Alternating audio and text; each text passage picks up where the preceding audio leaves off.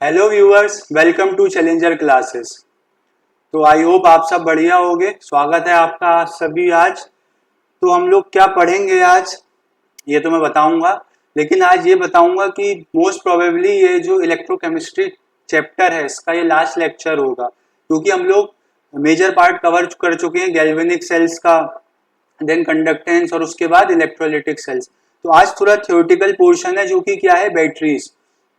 तो हम लोग बैटरीज पढ़ेंगे, उसके टाइप्स पढ़ेंगे, फिर उसमें हम लोग देखेंगे कि प्राइमरी बैटरी का एक एग्जांपल होता है डाई सेल, देन सेकेंडरी का लेड स्टोरेज बैटरी, फिर फ्यूल सेल जो कि आजकल स्पेस रिसर्च प्रोग्राम्स में यूज हो रहे हैं, है ना। देन कोरोजन, ये भी एक इलेक्ट्रोकेमिकल फिनोमिना है, तो इस पे बात करेंगे। तो आज के हमारे ये टॉपिक्स हैं और इनको खत्म करके हम लोग चैप्टर एंड करने की तरफ बढ़ रहे हैं। तो पेन कॉपी लेके तैयार हो जाओ। सेशन स्टार्ट करने से पहले मैं ये बोलूंगा कि आज के जो टॉपिक्स हैं वो थ्योरेटिकल हैं, मींस केमिस्ट्री से ज़्यादा उनको जनरल लाइफ से रिलेट करके याद करना है कि भाई सेल में ये कंपोनेंट्स होते हैं, यहाँ पे ये रिएक्शन होती है। फिर भी मैं समझाऊंगा डायग्राम से, रिएक्शन से, तो समझने की कोशिश भी करना, ठीक है। तो आगे बढ़ते हैं हम, ठीक, आगे बढ़ते हैं। और क्या है हमारा टॉपिक आज का, बैटरीज, ठीक है। दिख रहा है ना सब पूरा स्क्रीन पे, ठीक। चलो, यहाँ पे कुछ रखा हुआ है क्या, इसको हटा देते। देखो, बैटरीज क्या होती हैं। देखो, बैटरीज में क्या होता है ना, सेल्स जो होते हैं, सेल तो आपको पता ही है, सेल एक या एक से ज्यादा सेल आपस में कनेक्ट करके हम बैटरी बनाते हैं। तो बैटरीज में यही लिखा है इन्होंने कि दे हैव वन और मोर सेल कनेक्टेड इन सीरीज। जहाँ पे एक या एक से ज्यादा सेल सीरीज में कनेक्टेड रहते हैं, और वहां पे क्या होता है कि केमिकल एनर्जी जो रिएक्शन की होती है उसको हम कन्वर्ट कर देते हैं इलेक्ट्रिकल एनर्जी में। तो कहीं ना कहीं ये एक तरीके का क्या हुआ, ये एक तरीके का गैल्वेनिक सेल ही हुआ, क्योंकि गैल्वेनिक सेल में भी क्या होता था, केमिकल एनर्जी इलेक्ट्रिकल एनर्जी में कन्वर्ट होती थी। तो वही चीज यहाँ पे होगी, ठीक है। तो बैटरीज की डेफिनेशन आपको क्लियर होगी, है ना। अब बैटरीज दो टाइप की होती हैं, प्राइमरी बैटरीज और सेकेंडरी बैटरीज।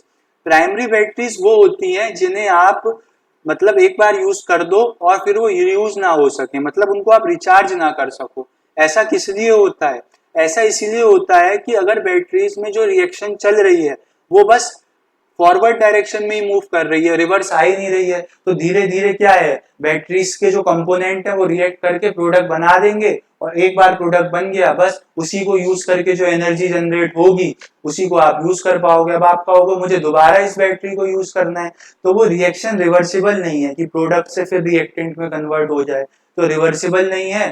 तो फिर आपको बैटरी के कंपोनेंट्स दोबारा मिलेंगे नहीं तो बैटरी वर्क नहीं करेगी। तो प्राइमरी बैटरीज की यही खास बात है कि जो उनमें रिएक्शन चल रही होती है वो केवल एक बार होती है, और एक बार उनको अगर आप यूज कर लोगे तो फिर वो दोबारा यूज नहीं हो सकती, उनको आप रिचार्ज नहीं कर सकते। इसका बेस्ट एग्जांपल है ड्राई सेल, इसको हम डिटेल में पढ़ेंगे, जो आपके रिमोट्स में और आपकी वॉल क्लॉक्स में यूज होता है। देन मरकरी सेल, है ना।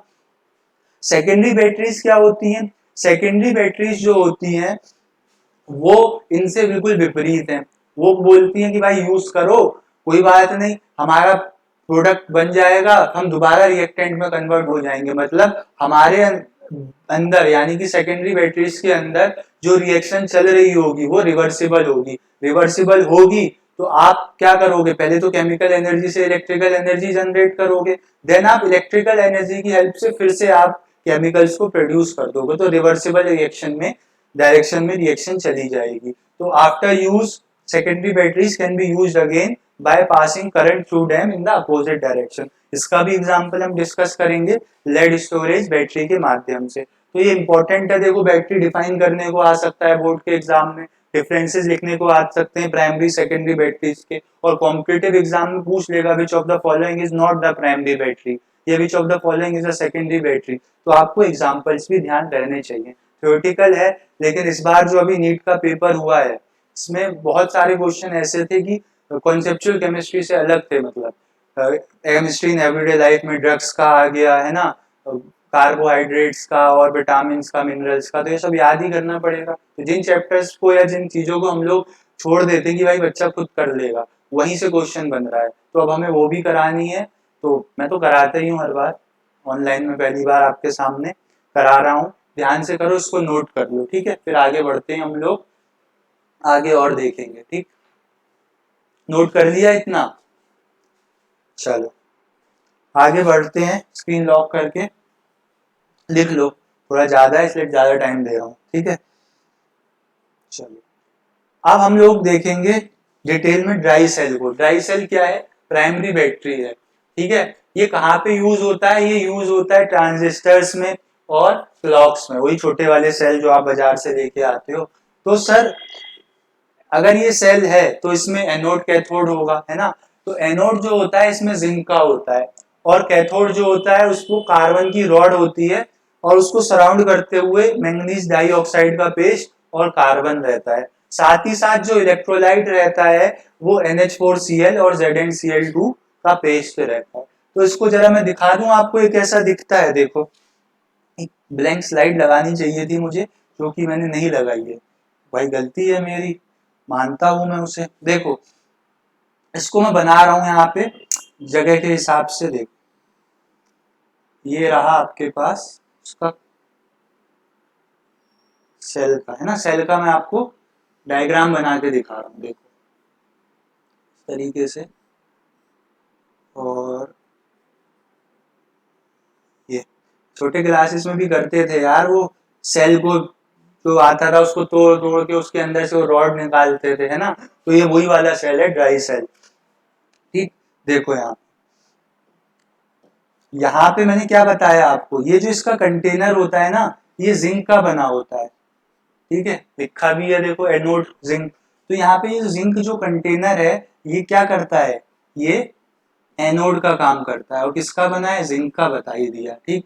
और यहाँ पे ये जो है हमारे पास रॉड, ये किसकी है? ये कार्बन की रॉड है, ठीक है, कार्बन रॉड है। ये क्या काम करते हैं? ये काम करते हैं कैथोड का।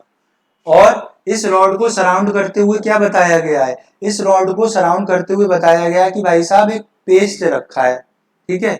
यहाँ पे इस रॉड को सराउंड करते हुए पाउडर्ड फॉर्म में, पेस्ट ना कह के पाउडर्ड फॉर्म में, है ना। तो मैं ऐसे छोटे छोटे ही बना दे रहा हूँ।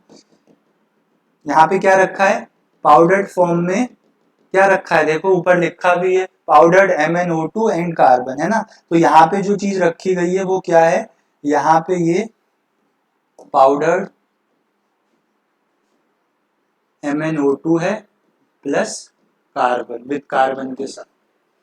देखो डायग्राम से क्लियर होते चल रहा होगा, थियोरेटिकल तो मैंने कहा मैं बुक में भी डायग्राम है, वो बहुत कॉम्प्लेक्स है, उसको देख लेना। सिंपलीफाइड वर्जन है ये, उसको आप एग्जाम्स में भी बना के आ सकते हो, ठीक है। और क्या चीज है हमारे पास? देखो और इलेक्ट्रोलाइट भी होगा भाई, अगर है ना सेल है तो यहाँ पे ये इलेक्ट्रोलाइट फील्ड रहता है। ये इलेक्ट्रोलाइट किस चीज का होता है ना सर? ये काय का होता है इलेक्ट्रोलाइट? तो देखो ऊपर लिखा तो है, क्या लिखा है जरा बताना पढ़ के, तुम कुछ नहीं बताओगे। देखो ये है पेस्ट, किस चीज का? इलेक्ट्रोलाइट है ये है पेस्ट ऑफ NH4Cl यानी कि अमोनियम क्लोराइड और ZnCl2 यानी कि जिंक क्लोराइड। तो देखो मैंने क्या बना दिया, ये डायग्रामेटिक रिप्रेजेंटेशन है किसका? ड्राई सेल का, है ना। तो मैंने आपको क्या दिखाया है यहाँ पे? Diagrammatic representation of dry cell. क्योंकि थ्योरी तो लिख के आते ही हम लोग एग्जाम में, लेकिन अगर हमने कहीं गलती से अपने कॉपी में डायग्राम बना दिया तो वो डायग्राम देखते ही हमें वहां पे फिर फुल मार्क्स मिल जाएंगे, क्योंकि उन्हें पता लग जाएगा कि बच्चे को कॉन्सेप्ट पता है, ठीक है। तो यहाँ पे देख लो आप, ये तो हो गया इसका डायग्राम। अब मैं इसकी रिएक्शंस बताऊंगा, क्योंकि सेल है तो एनोड पे कुछ रिएक्शन हो रही होगी, कैथोड पे कुछ रिएक्शन हो गई। तो डायग्राम बना लो, फिर मैं रिएक्शंस की तरफ बढ़ता हूँ। चलो बना लो, ठीक है। हाँ और इसको और एक नाम दिया जाता है, इसको हम लोग बोल देते हैं क्या?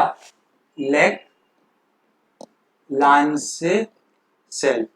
ये नाम इसलिए दिया गया है क्योंकि भाई इनको जो बनाने वाले थे उनका नाम भी वही रहा होगा, इसीलिए तो इसको लेग्रांजे सेल भी बोलते हैं, ठीक है। इसको रब कर रहा हूं मैं। चलो अब हमें क्या लिखना है सर? अब हमें लिखनी है रिएक्शंस। तो देखो एनोड पे क्या रिएक्शन हो रही होती है, अब मैं रिएक्शंस लिखवा रहा हूँ। देखो एनोड काय का है, जिंक का। और एनोड पे हमेशा क्या होता था, एनोड पे भाई कहीं भी चले जाओ दुनिया में ऑक्सीडेशन होता था। तो जिंक कैसे ऑक्सीडाइज होगा, जिंक सॉलिड से काय में कन्वर्ट हो जाएगा, जिंक 2+ और 2 इलेक्ट्रॉन्स में, ये एक्वस रहेगा। ठीक है, फिर देखो हमारे पास क्या है, फिर हमारे पास है कैथोड। तो सर कैथोड की रिएक्शन भी बता दो, बताएंगे भाई। देखो कैथोड पे क्या रिएक्शन होती है, कैथोड किसका है, कार्बन की रॉड है, पाउडर फॉर्म में MnO2 है। तो यहाँ पे जो चीज रिएक्ट करती है वो क्या है, वो चीज है हमारे पास MnO2। ठीक है, और साथ में हमारे पास क्या होता है, ये इलेक्ट्रोलाइट भी प्रेजेंट है। तो इलेक्ट्रोलाइट में से NH4+ आइंस आते हैं। ये NH4 आइंस कहाँ से आए होंगे, अमोनियम क्लोराइड में से। ठीक है, फिर क्या होगा, यहाँ पे कैथोड में क्या होता है, रिडक्शन, तो गेन ऑफ इलेक्ट्रॉन्स हुआ होगा और ये कन्वर्ट हो जाता है इस सब्सटेंस में। साथ ही साथ ये और क्या दे देगा हमें साइड प्रोडक्ट, यहाँ से अमोनिया गैस रिलीज होती है। और इस सेल का जो वो रहता है आपके पास क्या, ईएमएफ, है ना। इस सेल का जो ईएमएफ आता है वो आता है समथिंग अराउंड 1.25 वोल्ट या फिर बोल दो 1.50 वोल्ट के बीच में। तो आपने देखा एनोड पे क्या हुआ, होता ही सर ऑक्सीडेशन है, वही हुआ, जिंक का ऑक्सीडेशन हुआ। और कैथोड पे क्या हो रहा होगा, मैंगनीज का रिडक्शन हो रहा होगा, क्योंकि मैंगनीज यहाँ पे काय में है, +4 में, यहाँ देखो +3 में चला जाएगा। जिंक यहाँ 0 में, +2 में, मतलब ऑक्सीडेशन हो गया। तो रिएक्शंस क्लियर हुई। रिएक्शंस देखो कैसे याद रहेंगी, जब आपको पता होगा ये आपका एनोड किस चीज का है, फिर आप एनोड पे ऑक्सीडेशन करा दोगे। फिर कैथोड किस चीज का है, कैथोड पे रिडक्शन करा दोगे। तो ये थी रिएक्शंस हमारे पास। ठीक है, कुछ और इंटरेस्टिंग बात पे बताएंगे हम लोग ड्राई सेल की। रिएक्शंस नोट करो पहले। ठीक है, रिएक्शंस नोट कर ली, कर लो। चलो देखो, और क्या बात बताओगे सर इसके बारे में, बताते हैं भाई। देखो यहाँ पे अभी हमें NH3 मिला था और जिंक 2+ आइंस थे। तो होता क्या है, जो जिंक 2+ आइंस है वो अमोनिया गैस के संग कंबाइन करके एक सॉलिड सब्सटेंस बना लेते हैं, क्या, ये वाला। मतलब जिंक का एक कॉम्प्लेक्स कंपाउंड वहां पे बन जाता है ना, प्रेसिपिटेट की तरह बैठ जाता होगा, वो एक्वस है, यहाँ पे गैस है। बैलेंसिंग करने के लिए 4 लगा दोगे। तो वो जो अमोनिया गैस रिलीज हो रही थी कैथोड पे और एनोड पे, जो जिंक 2+ आइंस थे, वो क्या करेंगे, आपस में कंबाइन करके कॉम्प्लेक्स कंपाउंड बना लेंगे। ठीक है, इसको आप बोल दोगे टेट्रामीन जिंक, है ना, जिंक का कंपाउंड है। ठीक है, और ये जो होते हैं ड्राई सेल, इनको मतलब अगर आप यूज नहीं भी कर रहे हो तो कुछ दिनों बाद ये खराब हो जाते हैं। तो मुझे बताओ ऐसा क्यों होता होगा, बताओ। डेट लिख के आती है ना, मैन्युफैक्चरिंग डेट और एक्सपायरी डेट। तो ऐसा इसीलिए होता है कि क्योंकि जो इसमें अमोनियम क्लोराइड होता है उसका एसिडिक नेचर होता है, और एसिडिक नेचर क्या करता है, जो जिंक का कंटेनर मैंने दिखाया था उसको करोड करते रहता है। अब वो बाहर वाला जिंक का कंटेनर ही करोड हो जाएगा तो अंदर वाले सब्सटेंसेस फिर खराब हो जाएंगे। देखते नहीं थे बाहर से वो ब्राउनिश सा होने लगता है कुछ दिनों बाद, तो वो करोजन स्टार्ट हो जाता है उस जिंक कंटेनर का। ठीक है, तो इस बात को भी मैं लिखवा देता हूँ। देखो क्या बात बोली मैंने, मैंने बोला कि ड्राई सेल becomes या dry cell become of no use. ठीक है, dry cell become of no use even if they have been, क्या, even if they have been not use. क्यों होता है ऐसा, बिकॉज NH4Cl ना, इसका नेचर कैसा होता है, acidic. Because NH4Cl which is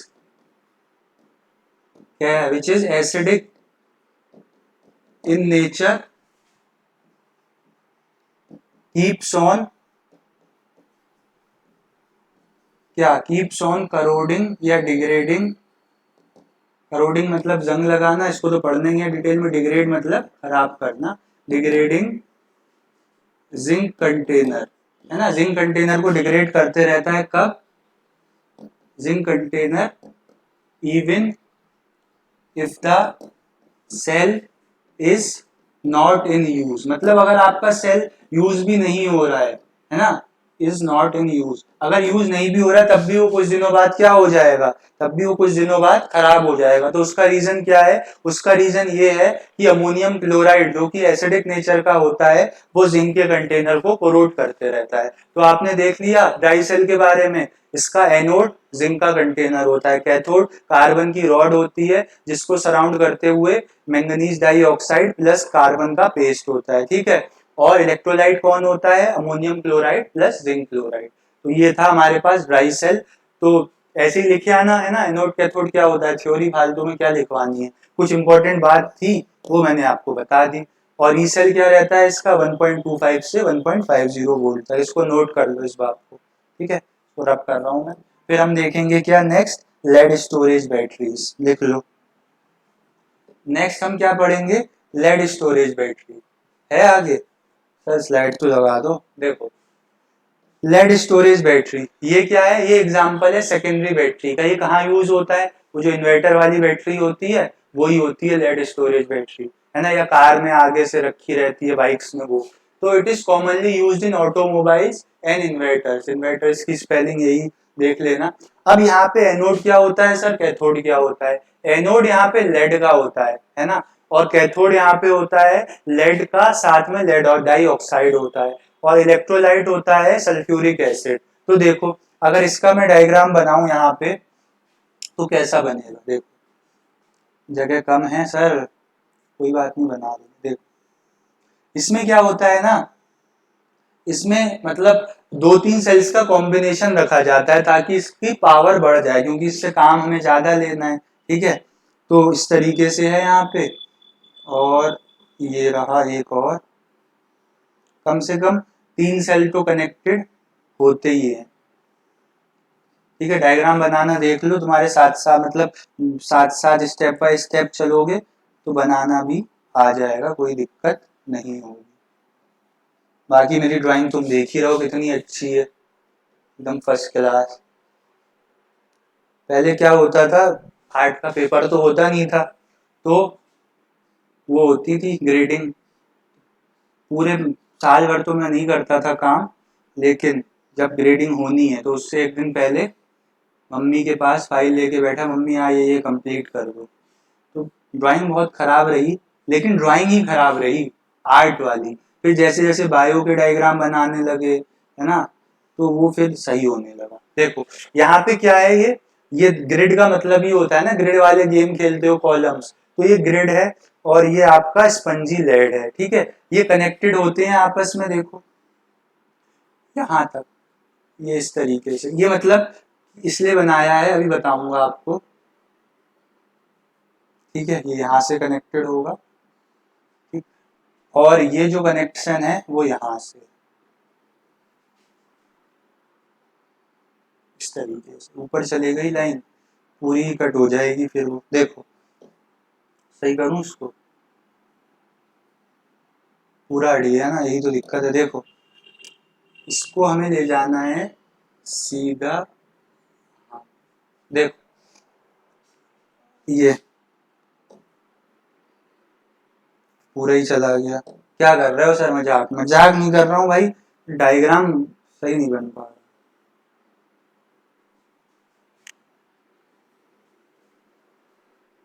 चल देखो यहाँ पे ये क्या है, इसको एक कंटेनर में रख देते हैं, वो जो बाहर से ट्रे रखी रहती है ना, देखो यहाँ पे क्या है, इसको ऐसे अगर दो और इनको ऐसे आगे तक ले जाओ, तो देखो हमारा एनोड क्या था, लेड का था, है ना, स्पंजी लेड होती है। तो यहाँ से ये जो है ये एनोड वाला पार्ट है, ठीक है। लेबलिंग करता हूं मैं तुम्हारे सामने, देखो तो ये क्या है, मतलब बहुत ही स्पंज जैसा, ये क्या है, स्पंजी लेड है, जिसका हमारे पास क्या है, जिसका हमारे पास एनोड है। और ये क्या है, ये यहाँ पे है ग्रिड ऑफ लेड, है ना, विथ लेड डाई ऑक्साइड, ठीक है। और यहाँ पे इलेक्ट्रोलाइट क्या है, इलेक्ट्रोलाइट बताया था, है ना।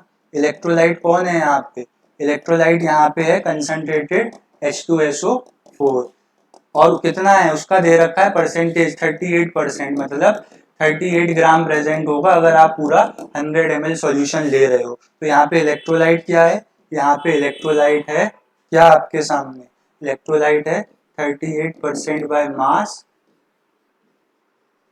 H2SO4।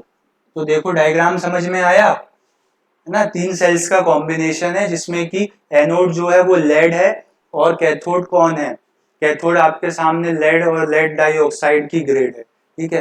तो ये आगे को वायर होते हैं, आगे को कनेक्टेड होते ही हैं, ठीक है। यहाँ से एनोड का वायर आया हुआ है, यहाँ से कैथोड का। कौन सी वाली बैटरी है, जो हमारे इन्वर्टर्स में यूज होती है, ठीक है। उसको लिख लो, कौन सा एग्जाम्पल है बैटरी, उसका एग्जाम्पल है सेकेंडरी बैटरी का। और पता भी है आपको इन्वर्टर की जब बैटरी डिस्चार्ज हो जाती है आप फिर से इलेक्ट्रिक सप्लाई की हेल्प से चार्ज कर देते हो। कब चार्ज होती है वो बैटरी तभी चार्ज होती है जब इलेक्ट्रिसिटी आ रही होती है ना। चलो डायग्राम बना लो, ये काय का है, लेड स्टोरेज बैटरी का, ठीक है। डायग्राम से अच्छा समझ में आएगा, बाकी लिखा हुआ तो है। मैं इसकी रिएक्शन लिखवा रहा हूँ, चलो देखो इसकी रिएक्शंस क्या कहती हैं। इसकी रिएक्शन कहती हैं कि भैया हमें लिख लो आप, देखो तो एनोड पे क्या होगा, एनोड पे सर होता तो ऑक्सीडेशन है और आप कुछ भी करवा दे रहे हो। नहीं भाई मैं भी ऑक्सीडेशन करवाऊंगा, तो देखो काय का है, लेड का। तो लेड कैसे ऑक्सीडाइज होगा, लेड ऐसे ऑक्सीडाइज होगा कि लेड सॉलिड सल्फेट आयंस ले लेगा इलेक्ट्रोलिटिक सॉल्यूशंस में से और क्या बना लेगा, लेड का सल्फेट बना लेगा, ठीक है। आई बात समझ में कि नहीं, सॉलिड होगा, ठीक। और अब काय की रिएक्शन बची है, और सर एनोड पे ऑक्सीडेशन होता है मतलब लॉस ऑफ इलेक्ट्रॉन, तो इलेक्ट्रॉन भी तो लॉस करके दिखाओ, दिखा दिए। देखो यहाँ पे लेड काय में था 0 में और यहाँ किस में चला गया +2 में, यानी कि 2 इलेक्ट्रॉन लॉस करे होंगे, तो वो है, ठीक। उसके बाद कौन सी रिएक्शन लिखनी होती है हमें, कैथोड की। तो कैथोड पे बताओ कौन है, कैथोड पे है सर लेड डाई ऑक्साइड, तो आप उसकी रिएक्शन लिख दीजिए। देखो कैथोड पे कौन है हमारे पास, लेड डाई ऑक्साइड, और इलेक्ट्रोलाइटिक सॉल्यूशन में से सल्फेट आयंस तो है, ये 2 माइनस है ना, 2 माइनस है ये। यहाँ पे भी क्या बनता है, यहाँ पे भी बनता है PbSO4। तो देखो लेकिन यहाँ पे ये पहले किस में है, +4 में, और बाद में किस में हो गया, +2 में। तो बताओ 4 से 2 आने में क्या हुआ, रिडक्शन हुआ कि नहीं हुआ।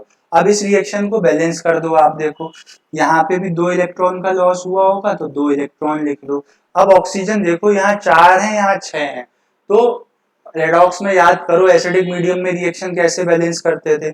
ऑक्सीजन को बैलेंस करने के लिए हम वाटर ऐड करते थे। तो लेफ्ट हैंड साइड में 6 ऑक्सीजन है, यहाँ 4 है, तो हम 2 वाटर ऐड कर देंगे ताकि हमारे पास 6 ऑक्सीजन हो जाए। लेकिन सर अब H एक्सेस हो गए, तो एसिडिक मीडियम में आप जितने हाइड्रोजन बैलेंस करने हैं उतने H+ आइंस लगा दोगे। तो ये बैलेंस हो गई रिएक्शन। अब आप इसकी ओवरऑल सेल रिएक्शन लिख दो, ठीक है। ओवरऑल सेल रिएक्शन लिखोगे तो क्या होगा, 2 इलेक्ट्रॉन से 2 इलेक्ट्रॉन कैंसिल हो जाएंगे, और देखते हैं आगे फिर क्या होगा। देखो यहाँ पे क्या आ जाएगा, Pb सॉलिड, ठीक है, फिर क्या आ जाएगा प्लस PbO2, साथ में क्या आ जाएंगे 2 सल्फेट आयंस और 4 H+ आयंस। इनको आप एक साथ भी लिख सकते हो, देखो 4H और 2 सल्फेट यानी कि H2SO4 के 2 मॉलिक्यूल, ठीक है। और इधर क्या आ जाएगा आपके पास, ये इधर से PbSO4 के 2 मॉलिक्यूल यानी कि 2 मोल, और साथ में क्या आ जाएगा, साथ में आ जाएंगे 2 वाटर के मॉलिक्यूल। तो देखो फाइनल रिएक्शन समझ में आई क्या लिखी है मैंने, बस इन दोनों को कंबाइन करके लिख दिया है ना। और इस सेल के लिए जो ई सेल की वैल्यू रहती है वो रहती है 2.05 वोल्ट, क्योंकि आपने देखा ही था यहाँ पे हम ई सेल निकालते थे ई कैथोड माइनस एनोड करके, तो वैसे ही यहाँ पे निकल जाएगा। तो रिएक्शन समझ में आई कि नहीं आई बताओ। ये रिएक्शन कब है, ये रिएक्शंस है काय की, ड्यूरिंग, ये जो रिएक्शन है ये ड्यूरिंग डिस्चार्जिंग की है। डिस्चार्जिंग का क्या मतलब होता है सर, डिस्चार्जिंग का मतलब जब इसे आप क्या कर रहे हो, जब इसे आप यूज कर रहे हो, है ना, यूज करते समय ये रिएक्शंस हो रही होती हैं। तो रिएक्शन समझ में आई। एनोड पे कौन है, लेड, लेड का ऑक्सीडेशन हुआ, कैथोड पे भी लेड डाइऑक्साइड है, वहां पे लेड का रिडक्शन हुआ, तो ये रिएक्शंस आ गई। और यहाँ पे देखो उनसे ज्यादा इलेक्ट्रोमोटिव फोर्स यानी कि उनसे ज्यादा पोटेंशियल जनरेट हुआ, तो जितना ज्यादा पोटेंशियल जनरेट होगा सेल में उतना ज्यादा वो करंट फ्लो करवाएगा। तो as compare to primary cell ये ज्यादा पोटेंशियल वाले होते हैं। ठीक है, इसको लिख लो। फिर इसके बारे में कुछ इंपॉर्टेंट बात मैं आपको बताऊंगा, रिएक्शंस नोट कर लो। ठीक है, रिएक्शंस नोट कर लिया आपने, चलो उसको रब कर देते हैं, आ जाओ। तो सर इंपॉर्टेंट बात क्या बताने वाले हो आप? इंपॉर्टेंट बात बेटा ये है कि इसको आप दोबारा चार्ज कर सकते हो। चार्ज कैसे करोगे? इलेक्ट्रिक सप्लाई देके, है ना। तो लिख लो कि this battery can be charge या रिचार्ज, है ना, can be charge again by passing electric current, है ना, इलेक्ट्रिक करंट। तो इस वजह से होगा क्या, due to which cell reactions will be reverse, है ना। सेल रिएक्शन क्या हो जाएंगी, रिवर्स हो जाएंगी। अब सेल रिएक्शन अगर रिवर्स हो जाएंगी, है ना, तो जो आप रिएक्शंस लिख रहे थे मतलब उल्टी, मतलब एनोड की जो राइट हैंड साइड है वो लेफ्ट बन जाएगी रिएक्शन वाली, है ना, और कैथोड की राइट लेफ्ट, तो रिएक्शंस रिवर्स हो जाएंगे due to which cell reactions या फिर इलेक्ट्रोड रिएक्शंस कर लो, इलेक्ट्रोड रिएक्शंस रिवर्स हो जाएंगी और वो चार्ज होना शुरू हो जाएगा। तो वो रिएक्शंस किसकी थी, ड्यूरिंग चार्जिंग। अगर ड्यूरिंग डिस्चार्जिंग लिखने को आएगा तो कुछ नहीं, जो आपने एनोड पे लिखा है उसको फ्लिप करके लिख देना, जो कैथोड पे लिखा है उसको फ्लिप करके लिख लेना। वो रिएक्शंस काहे की आ जाएंगी, वो रिएक्शन आपकी ड्यूरिंग चार्जिंग वाली आ जाएंगी। दूसरी बात देखो, दूसरी बात क्या होता है कि इसमें देखो यहाँ पे दूसरी बात क्या है, दूसरी बात ये है कि जो यहाँ पे H2SO4 होता है वो यूज होता रहता है, तो एक समय आता है कि H2SO4 खत्म हो जाता है। वो समय तब होता है जब आप बैटरी बदलवाते हो अपने इन्वर्टर की, 2-3 साल 3-4 साल चलती है ना, है ना। तो क्या बात बोल रहा हूं मैं कि H2SO4 विच एक्ट्स, क्या है, कैसे एक्ट कर रहा है, इलेक्ट्रोलाइट की तरह, है ना, which acts as electrolyte keeps on consuming, है ना, कंज्यूम होता रहता है, ड्यू टू विच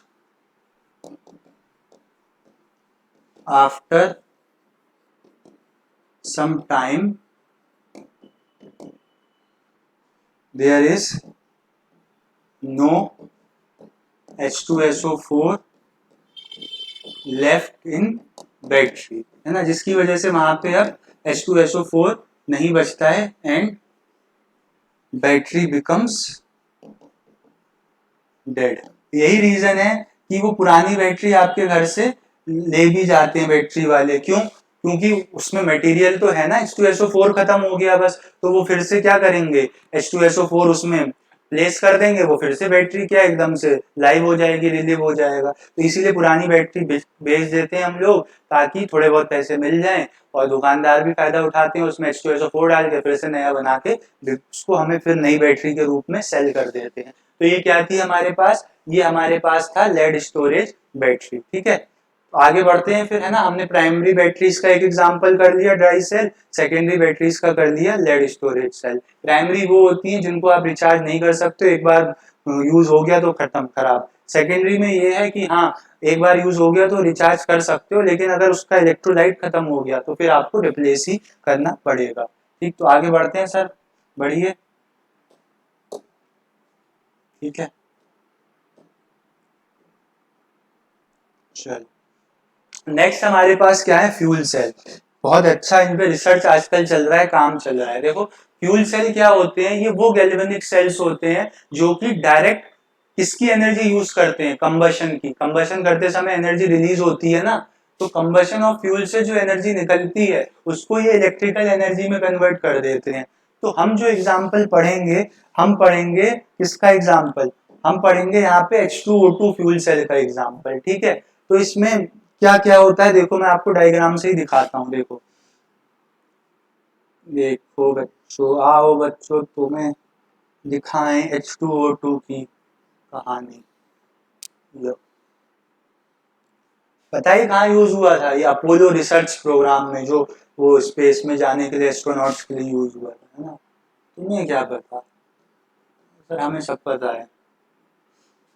ठीक है, तो ये हो गया ऐसे, और ये ऐसे छोटा बना रहा हूँ, छोटू सा, ताकि जगह का इशू ना रहे। देखो यहाँ से इसे बंद तो कर दो सर।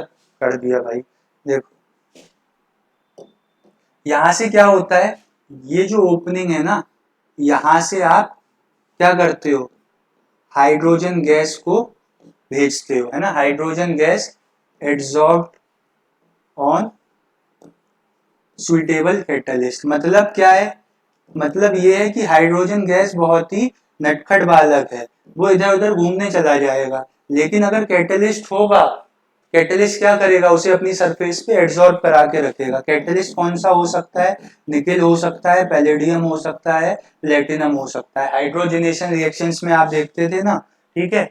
और यहाँ से आप क्या इंसर्ट करते हो, यहाँ से आप O2 गैस डालते हो, जो कि ऑन सुटेबल कैटलिस्ट जाके बैठी रहती है। ठीक है, सुटेबल कैटलिस्ट वही होंगे जो मैंने लिखे थे अभी।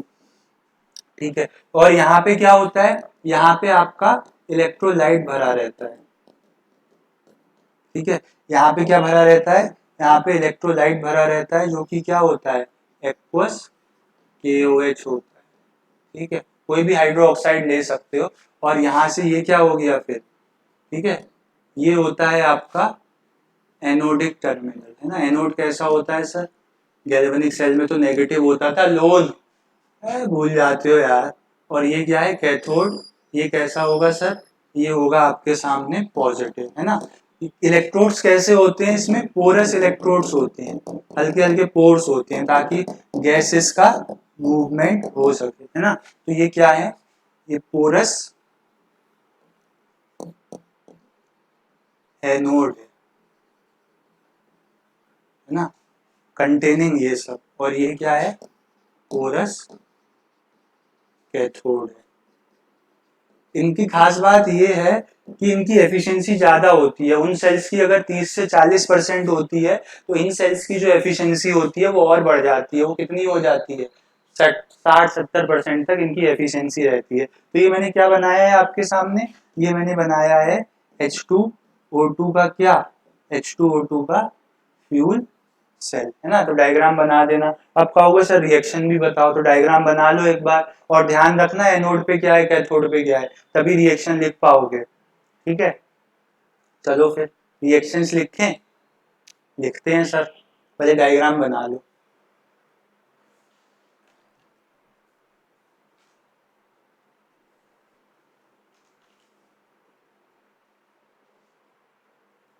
बना लिया? देखो रिएक्शंस लिखने के लिए क्या करना पड़ेगा, हमें इसको रब करना पड़ेगा। मैं कर रहा हूँ रब।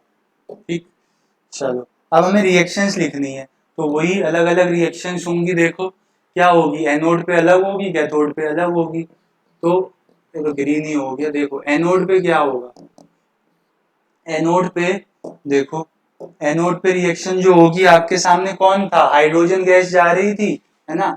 तो हाइड्रोजन गैस यहाँ से होगी, और इलेक्ट्रोलाइट्स में कौन होंगे, OH माइनस आइंस। तो यहाँ से क्या बना देंगे बताओ, यहाँ से क्या बना देंगे, ये यहाँ से बना देंगे H2O। ठीक है, और एनोड पे ऑक्सीडेशन होता है, तो तुम लिख लेना। देखो कितना आ जाएगा, यहाँ पे 2 लगा दोगे, ठीक है, यहाँ पे भी 2 लगा देना, यहाँ पे 4 इलेक्ट्रॉन, ठीक, 4 OH हो पा रहे हैं क्या? 4 अगर मुझे वो करने हैं, तो मुझे क्या करना पड़ेगा, बैलेंसिंग देखो जरा। अगर मुझे इसको 4 OH बनाना है, तो यहाँ पे फिर मुझे 4 ऑक्सीजन चाहिए होंगे, है ना। 4 और 2 नेगेटिव है, ठीक।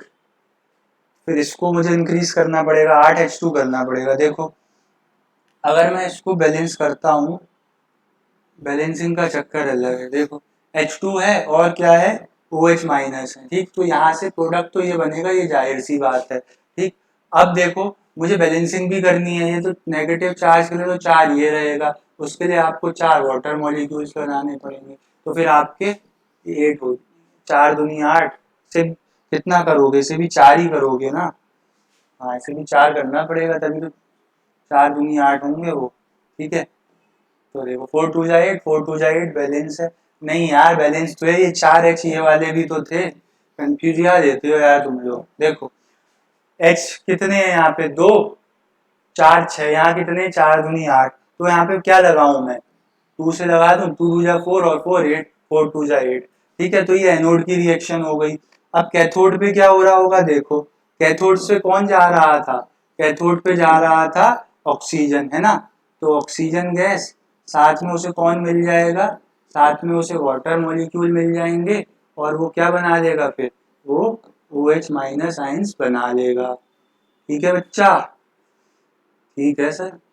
और कैथोड पे क्या होता है, रिडक्शन होता है, तो इलेक्ट्रॉन्स गेन हुए होंगे, तो ओवरऑल रिएक्शन क्या आ जाएगी, ओवरऑल रिएक्शन आ जाएगी सर 2H2 गैस, साथ में कौन है O2 गैस, और मिल क्या रहा है, देखो 4 वाटर मॉलिक्यूल यहाँ है, 2 यहाँ है, तो उधर एक्सिस में बचेंगे राइट हैंड साइड में, यानी कि 2 वाटर मॉलिक्यूल। तो इसमें जो आपका साइड प्रोडक्ट होता है वो भी क्या होता है, वाटर, जो कि एनवायरमेंटल फ्रेंडली है ना। तो इसकी कुछ एडवांटेजेस हैं, आपको लिखवा दूं, देखो इसकी कुछ एडवांटेजेस हैं हमारे पास, क्या कि इट्स एफिशिएंसी, इसकी एफिशिएंसी जो होती है वो और सेल से ज्यादा होती है ना, इट्स एफिशिएंसी इज मोर, कितनी होती है 60 से 70% तक, in comparison to other cells, और कम अदर सेल्स के कंपैरिजन में इसकी एफिशिएंसी ज़्यादा है, उनकी 30 से 40% रहती है, ठीक है। और इट इज एनवायरमेंटल या एनवायरमेंट फ्रेंडली है, क्यों है, बिकॉज बेस्ड प्रोडक्ट या side product is water, water release होता है, वाटर से क्या हार्म होगा एनवायरमेंट को बताओ मुझे, जब तक तुम उसे गंदा ना करो। और इसका इसी चीज का यूज पता है कहाँ किया गया था, एस्ट्रोनॉट्स के रिसर्च प्रोग्राम में, फ्यूल सेल तो लगा दिया रॉकेट में, उससे एनर्जी मिली, प्लस जो ये वाटर रिलीज होता था उस वाटर को उन्होंने एस्ट्रोनॉट्स की ड्रिंकिंग वाटर सप्लाई के साथ जोड़ दिया, तो देखो कितना दिमाग लगाया, लोग दिमाग लगाते ही नहीं हो। चलो छापो, तो जल्दी छापो, लिख लो इसे, ठीक है। आगे बढ़ते हैं हम लोग, फ्यूल सेल्स हो गया, अब मेरे ख्याल से कोरोजन ही बचा है, ठीक है, उससे भी निपटा देते हैं, लिख लो इसको सर। नेक्स्ट हमारे पास जो टॉपिक है वो क्या है, सर दिखाओ तो स्लाइड। नेक्स्ट हमारे पास टॉपिक जो है वो कोरोजन है। देखो कोरोजन कब होता है, कभी भी देख लो अपने सराउंडिंग में, घर में क्या है, कोई साइकिल, आपकी पुरानी साइकिल हो, आजकल तो फाइबर आ रहा है, पहले लोहा मतलब आयरन का होता था मटेरियल, मेटल, तो कुछ देर के लिए या कुछ सालों के लिए अगर आप उसे रख देते थे ऐसी स्टोर रूम में या फिर कहीं छत में ऊपर, है ना, शेड के नीचे, तो क्या होता था उसमें रेडिश ब्राउन कलर का प्रेसिपिटेट बोल लो या कंपाउंड फॉर्म होने लगता था, तो वो क्या होता था, रस्ट होता था। तो चाहे आयरन हो चाहे और भी कोई मटेरियल हो, वो अगर मॉइस्चर या एयर की प्रेजेंस में आता है तो उसकी सरफेस पे कुछ अनवांटेड कंपाउंड्स फॉर्म होने लगते हैं, इसी प्रोसेस को हम बोलते हैं कोरोजन, ठीक है। रस्ट भी एक तरीके का क्या है, कोरोजन है, रस्टिंग। अब सर मेटल्स तो गोल्ड और सिल्वर और प्लेटिनम भी है, तो भाई ये इसीलिए तो इनकी वैल्यू ज्यादा है, क्योंकि ये इजीली कोरोड नहीं होते हैं, इसीलिए इनको क्या बोला जाता है, लीस्ट रिएक्टिव मेटल, रिएक्ट ही नहीं करते हैं एयर और मॉइस्चर के साथ। तो कोरोजन क्या है, कोरोजन ये होता है कि जब भी कोई मेटल या मेटल का सरफेस एयर और मॉइस्चर के कांटेक्ट में आता है, ठीक है, तो उसकी सरफेस पे कुछ अनवांटेड कंपाउंड फॉर्म होने लगते हैं, जिसकी वजह से मेटल का हाल बुरा हो जाता है, खस्ता हाल हो जाता है, और वो डिके करने लगता है, यानी कि खराब होने लगता है। इसी फिनोमिना को हम कोरोजन बोलते हैं, और आयरन के केस में इसी को हम रस्टिंग बोलते हैं। तो आयरन क्या, रस्टिंग मतलब रस्टिंग किस वजह से होती है, रस्ट की वजह से, और रस्ट क्या होता है, हाइड्रेटेड फेरस फेरिक ना, हाइड्रेटेड फेरिक ऑक्साइड। अभी देखेंगे इसकी केमिस्ट्री, ठीक है। रेडिश ब्राउन कलर का होता है, केमिकल फॉर्मूला Fe2O3 और पता ही नहीं कितने वाटर मॉलिक्यूल्स यहाँ पे अटैच होते हैं। कैसा होता है? रेडिश ब्राउन कलर का होता है, ठीक है। दिख रहा है ना? हाँ दिख रहा है सर। देखो तो रस्ट क्या था, सॉरी, रस्ट क्या था? रस्ट है आपके सामने hydrated ferric oxide, chemical formula ये होता है, ठीक है। तो आओ फिर रस्टिंग को जरा डिटेल में देखते हैं। कोरोजन की डेफिनेशन नोट कर लो, लिखने को आ सकती है। कई कई हमारे साथ में तो बच्चों को पूरा प्रोजेक्ट दे दिया था कोरोजन पे, तो उनका अच्छा था, थियोरेटिकल टॉपिक था। 12th क्लास का बता रहा हूँ, मेरा था सोप एंड डिटर्जेंट, तो मैं पता नहीं क्या मिलेगा, ठीक है। इसको रब कर दूं। फिर बीएससी में भी प्रोजेक्ट किया, एमएससी में भी किया। एमएससी वाला प्रोजेक्ट मजा आया, यह सर्वे ही था, काम तो एक्सपेरिमेंट तो किसी ने भी नहीं किया, लेकिन ओके। देखो रस्टिंग क्या होता है? एक रेडॉक्स फिनोमेना होता है, इसी वजह से तो हम इसको इलेक्ट्रोकेमिस्ट्री चैप्टर में पढ़ रहे हैं। अब अगर सर रेडॉक्स फिनोमेना है तो यहाँ पे रिडक्शन और ऑक्सीडेशन क्या होगा? साइमल्टेनियसली होगा, ठीक है। तो इसको देखते हैं, आओ स्टेप बाय स्टेप यहाँ पे क्या हो रहा होता है। देखो स्टेप 1 की अगर मैं बात करूं तो रस्टिंग किसके लिए है? आयरन की वजह से है। तो देखो यहाँ पे आयरन पे क्या होगा? पहले स्टेप में आयरन जो है वो ऑक्सीडाइज होने लगता है, ठीक है। आयरन कह लो या Fe2+ कह लो, Fe2 या Fe ऑक्सीडाइजेस टू, आयरन किस में ऑक्सीडाइज होने लगता है? टू फेरिक आयन, है ना। फेरिक आयंस क्या होते हैं? Fe2+। तो ऑक्सीडेशन की रिएक्शन लिख के बताओ जरा मुझे क्या होगी।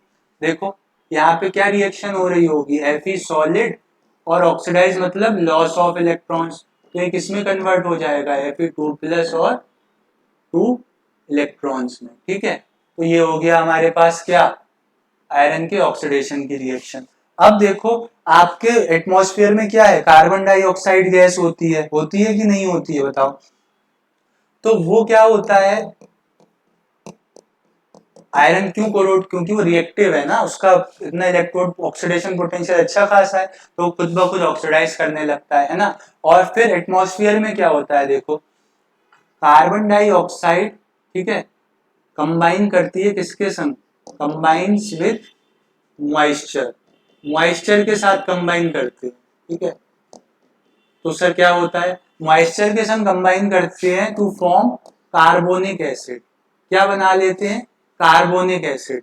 और फिर कार्बोनिक एसिड बाद में क्या देती है? एसिड है तो H+ देगी, विच डिसोशिएट्स, ये डिसोशिएट करती है ना, विच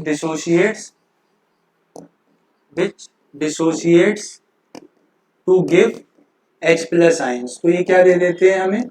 ये H+ आयंस दे देते हैं। तो इसकी रिएक्शन लिख के बताऊं तो मैं, देखो इसकी रिएक्शन क्या होती है? इसकी रिएक्शन होती है कुछ इस तरीके से, कार्बन डाइऑक्साइड और मॉइस्चर यानी कि वाटर वेपर्स के साथ कंबाइन करेगा, क्या बना लेगा? H2CO3। और फिर ये H2CO3 डिसोशिएट होगा और क्या देगा हमें? H+ आयंस और कार्बोनेट के आयन। आई बात समझ में? फिर देखो स्टेप 3 में क्या होता है। ठीक, स्टेप 3 में आपके पास ये जो H+ आयंस होते हैं ना, H+ आयंस क्या करते हैं?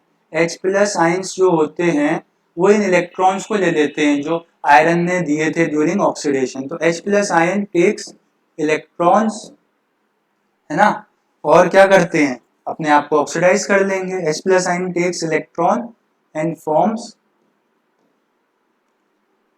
हाइड्रोजन एटम बना लेते हैं। देखो किस तरीके से, देखो H+ आयंस क्या करेंगे? इलेक्ट्रॉन ले लेंगे और ऐसे हाइड्रोजन एटम बना लेंगे। अब ऐसे ही बार बार ये प्रोसेस होते रहेगा। तो ऐसे ही जब 4 हाइड्रोजन एटम हो जाएंगे इकट्ठे, और ऑक्सीजन तो होगा ही भाई एयर में से, तो वहां पे किस चीज का फॉर्मेशन हो जाएगा? वहां पे फॉर्मेशन हो जाएगा वाटर मॉलिक्यूल्स का। आई बात समझ में कि नहीं? अब इसको तुम जरा ओवरऑल मेरे को जोड़ के लिख के बताओ। यहाँ 4 से मल्टीप्लाई कर देना, तो ओवरऑल रिएक्शन क्या आ जाएगी? ठीक है, 4H+, ठीक, और ये तुम्हारे पास क्या है, 4 इलेक्ट्रॉन, तो 4 इलेक्ट्रॉन लिख लो। 4 एच एटम से 4 एच एटम कैंसिल हो जाएंगे, ऑक्सीजन और 2H2। देखो बैलेंस है क्या भाई, होगी बैलेंस। 4 एच है, 2 to the 4 H, 4 प्लस का 4 माइनस का, 2 ऑक्सीजन, तो ये बैलेंस है।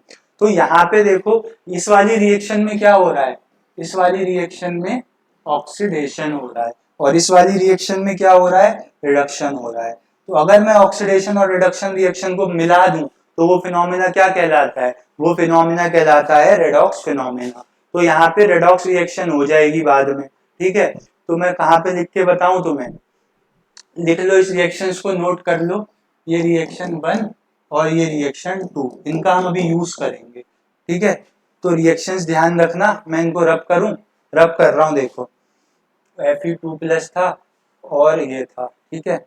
इसको यहाँ लिख लेता हूँ, इस वाली रिएक्शन को, क्या 4H+ और क्या मिल रहा है, 4 इलेक्ट्रॉन, और O2 गिव्स 2H2, क्योंकि इस रिएक्शन का हमें यूज करना है। और एक रिएक्शन हमारे पास ये है, इन दोनों रिएक्शंस का यूज करना है, ठीक। तो मैं इसको रब कर रहा हूं, नोट कर लो, कर लिया, चलो।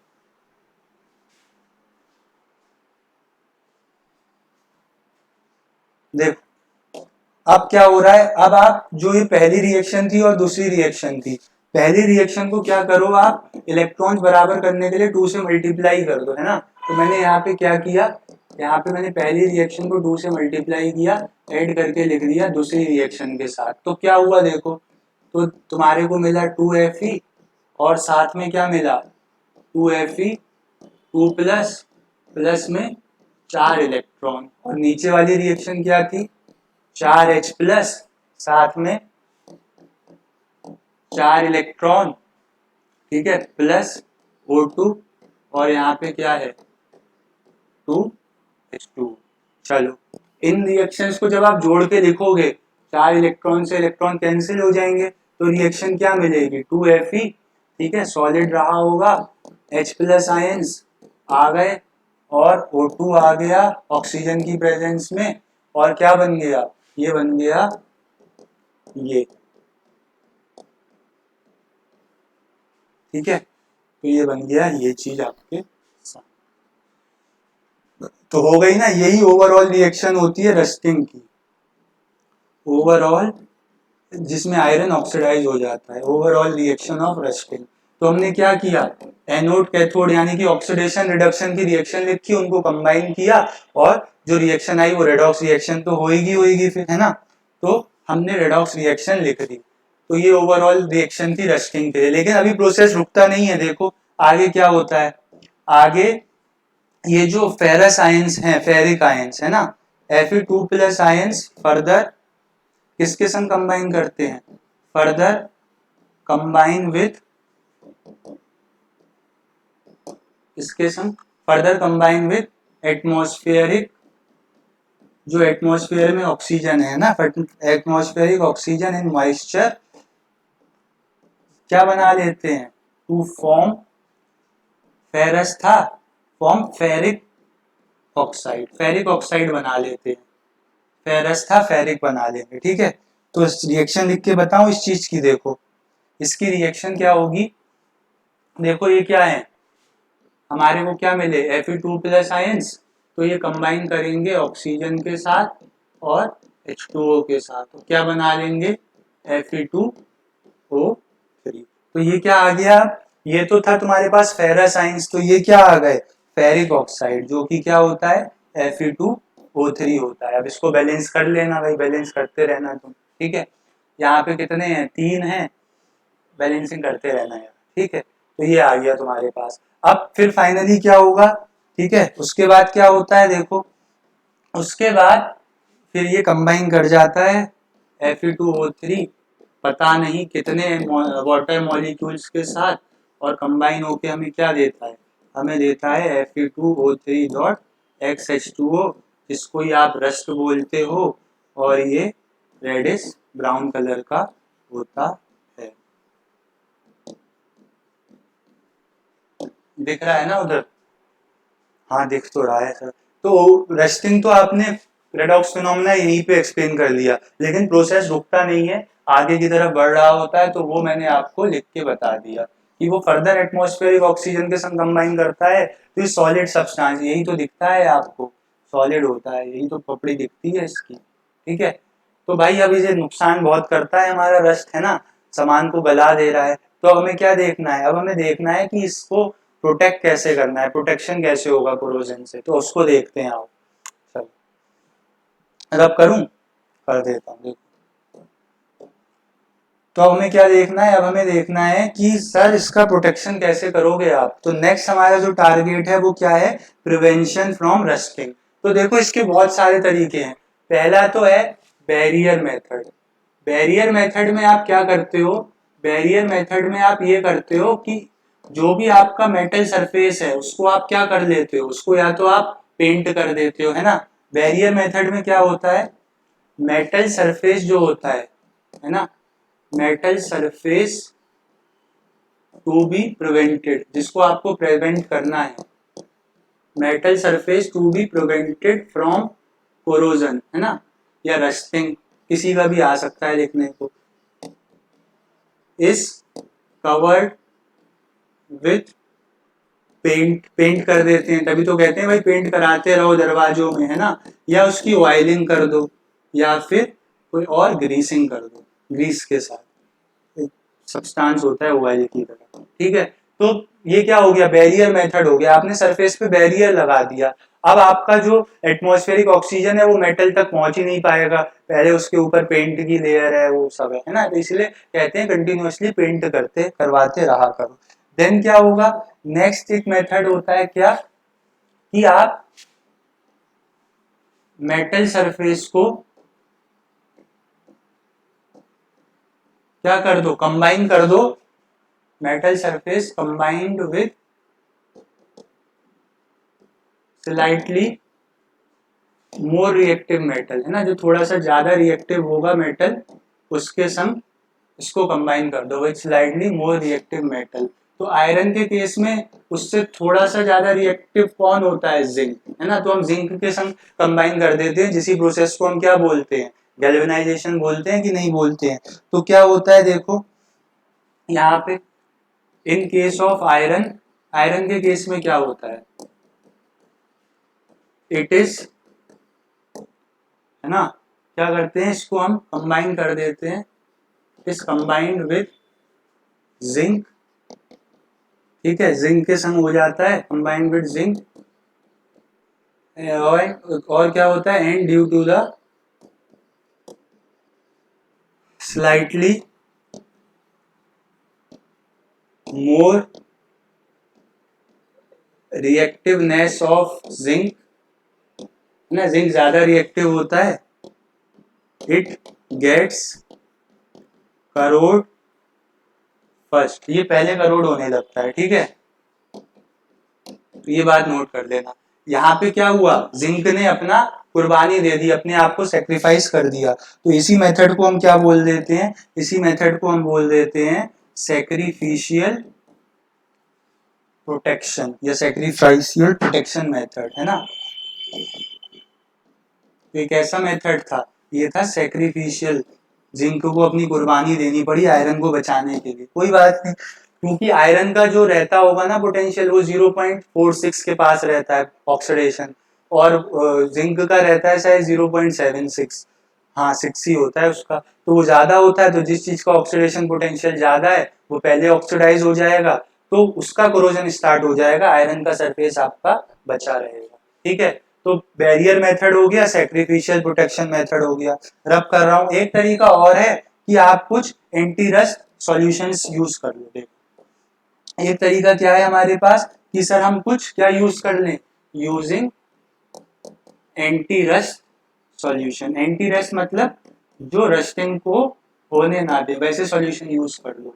अब मुझे बताओ रस्टिंग फिनोमिना किस मीडियम में एक्सेलरेट कर रहा था, H+ आइंस थे उसकी फाइनल रिएक्शन में, मतलब एसिडिक मीडियम में रस्टिंग इनहांस हो जाती है। तो आप क्या करोगे, आप ऐसा सॉल्यूशन ले लो जिसका नेचर बेसिक है ना। तो हम क्या करते हैं, we use alkaline solutions like, है ना, लाइक एल्कलाइन फॉस्फेट। तो ये क्या करते हैं, which retards the process of corrosion या प्रोसेस ऑफ रस्टिंग, है ना, बिकॉज इट एक्सेलरेट्स इन, कहाँ पे, in acidic medium. Acidic medium में भाई उसकी स्पीड बढ़ जा रही थी, देखा ही था आपने, है ना, H प्लस आइंस आ रहे थे। अब वो H प्लस आइंस को अगर कोई न्यूट्रलाइज करने वाले मिल गए OH माइनस आइंस, तो क्या होगा, H प्लस और OH माइनस करके वाटर बना लेंगे, और फिर वो Fe वाली रिएक्शन तो चलो हो जाएगी, Fe से Fe2 प्लस, लेकिन फिर जो दूसरी वाली हाफ सेल रिएक्शन थी रिडक्शन वाली, वो नहीं हो पाएगी। वो नहीं होगी तो रेडॉक्स फिनोमेना है, रुक जाएगा। तो आपने देख लिया कैसे रस्टिंग से बचा सकते हैं। तो यही था हमारा पूरा चैप्टर इलेक्ट्रोकेमिस्ट्री का, जिसमें आज हमने बैटरी पढ़ा, दो टाइप की बैटरी पढ़ी, प्राइमरी सेकेंडरी। फिर हमने प्राइमरी में ड्राई सेल का एग्जांपल डिटेल में पढ़ा, सेकेंडरी में लेड स्टोरेज बैटरी का। फ्यूल सेल देखा कहाँ यूज होता है, स्पेस रिसर्च प्रोग्राम्स में, उसकी कुछ क्या है एडवांटेजेस हैं, एफिशिएंसी ज्यादा है, क्लीनर है, ठीक है, एनवायरमेंटल फ्रेंडली है। देन हमने देखा कोरोजन, जो कि रेडॉक्स फिनोमेना है, आयरन के केस में इसको रस्टिंग बोलते हैं। क्वेश्चन आ सकता है रेडॉक्स फिनोमेना प्रूव करो। देन उसके बाद उससे कैसे प्रिवेंशन करनी है, तो तीन मेथड थे, बैरियर मेथड, सैक्रिफिशियल मेथड, और या फिर आप कुछ एंटी रस्ट सॉल्यूशंस यूज कर लो, ठीक है। तो आज की क्लास के लिए इतना ही। और क्या पढ़ोगे यार, इलेक्ट्रोकेमिस्ट्री पूरा पढ़ा दिया। थोड़ा सा लंबा टॉपिक है क्योंकि वेटेज ज्यादा है, 9 मार्क्स का है, तो लेक्चर भी ज्यादा हो गए। तो अब आपका काम है नोट्स पूरे करो और उन्हें रिवाइज करो, सारे पॉसिबल क्वेश्चन डिस्कस करे हैं, उसके बाद अपने आप PYQ देख सकते हो बोर्ड्स के जो आए हैं, ठीक। तो मिलते हैं नेक्स्ट क्लास में नए चैप्टर के साथ, होपफुली केमिकल काइनेटिक्स ही करेंगे। तब तक के लिए पढ़ते रहो आप लोग, है ना, और ठीक है, ऑल द वेरी बेस्ट। बोलते हैं सर, हम ऐसा नहीं बोलेंगे, हम कहेंगे भाई पढ़ते रहो बस। जहाँ पढ़ना जिस दिन छोड़ा उस दिन समझ लो कि गाड़ी गई, मतलब हम अब क्या है, ट्रैक पे नहीं। तो जल्दी से ट्रैक पे आ जाओ, तो पढ़ना शुरू कर दो। तब बाय, धन्यवाद ध्यान साथ देने के लिए, मिलते हैं नेक्स्ट क्लास में।